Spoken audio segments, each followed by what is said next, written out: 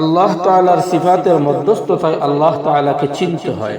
এজন্যই গোটা কোরআনে করিমের প্রতিটি পৃষ্ঠায় প্রায় প্রতিটি আয়াতের পরেই আল্লাহ তাআলা কোন না কোন সিফাত উল্লেখ করেছেন।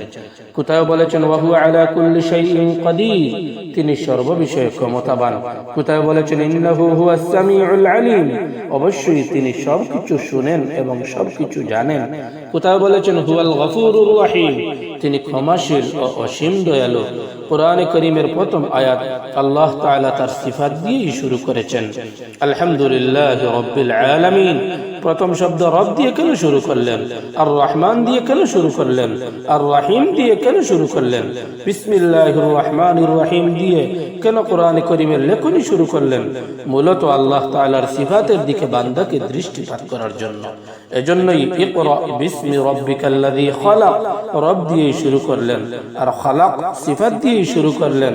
এগুলো এজন্যই করলেন যেন বান্দা আল্লাহ তাআলার সিফাত দেখে দেখে আল্লাহ তাআলার জাতের ইয়াকিন তার দিলে বসায়।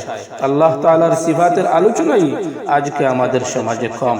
আল্লাহ তাআলার সিফাতের আলোচনার দ্বারা বান্দা আল্লাহ তাআলার জাত পর্যন্ত পৌঁছে যাবে। আল্লাহ তাআলার সিফাত বান্দার দিলে যে পরিমাণ বসবে, আল্লাহ তাআলার জাতের ইয়াকিন বান্দার দিলে সে পরিমাণ বসবে।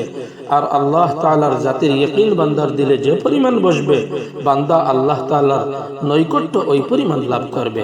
আল্লাহ তাআলার জাত আর সিফাতের ইয়াকিনের দ্বারা বান্দা আল্লাহ তাআলার মুকররব নৈকট্যশীল হবে।